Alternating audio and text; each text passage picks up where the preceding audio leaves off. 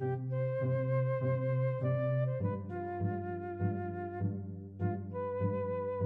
I'm James Harvey, the professor of music theory at the College of Southern Nevada with 5-Minute Music Theory.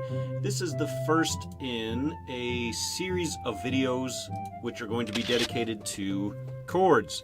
So let's talk just quickly about the term chords, C-H-O-R-D-S, not C-O-R-D-S. The general, just overall definition of the word chord in music is a group of notes, and that's simply all that it is just a group of notes.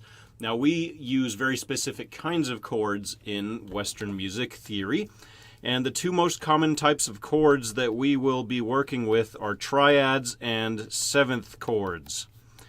Triads, as you might guess from the title, is a chord, or triads are chords which contain 3 notes, and seventh chords are like triads which have an added seventh to them. Now, something about triads is that every triad has 3 parts to it. There's a root, there's a third, and there's a fifth. The root is the basis of the triad. It's what everything grows from. And as you might guess, a third is a third from the root, and then a fifth is a fifth from the root. And that's above. We're thinking root, and then everything else is above as far as the intervallic relationships. Now, speaking of intervals, there's something that we need to cover in this video as well, and that is simple interval equivalence.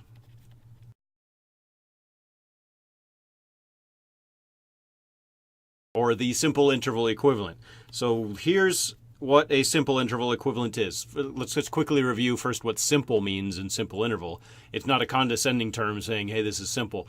A simple interval is simply an interval that is within 1 octave. And like, for example, F to A here, an F4 to an A4 is a major third. We know that. Hopefully you're getting good with your intervals and you can figure that out quickly by now. Now, when we're dealing with triads, and in fact pretty much all chords, if I go from an F all the way up to an A an octave farther away, we know that literally that is not a major third, but it's the essence of a major third.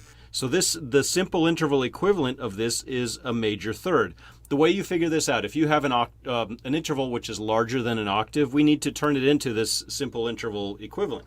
And to do that, you imagine that upper note being within an octave of the original note. So I'm taking that A, which is up an octave, and dropping it down, and that makes a major third. Now, when we're dealing with triads and seventh chords, this interval, let me write another treble clef, the F to the A, which is considered a compound interval because it's larger than an octave, is actually considered to be a major third when we're dealing with these. So we will see some intervals that we need to condense into simple interval equivalents. Let's just do a couple of others because we do have a little bit of time just to make sure that this concept is nice and clear of the simple interval equivalent. So let's take, for example, how about a C sharp to an F, or a C, I said C sharp, but I put C double sharp. So whatever, it doesn't matter what the accidentals are, but a C double sharp to an F sharp, which is a weird interval of a diminished fourth. I'm not sure why I put that double sharp, but that's what that is.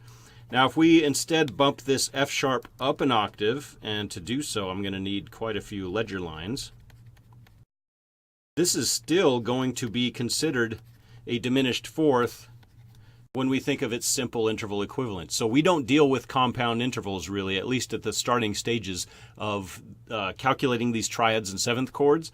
So just to quickly review before we get into the specific triads, is that a triad consists of 3 notes. There's a root, a third, and a fifth, and the difference between each type of triad is the distance between those members, from the third to the root, fifth to the root, for example.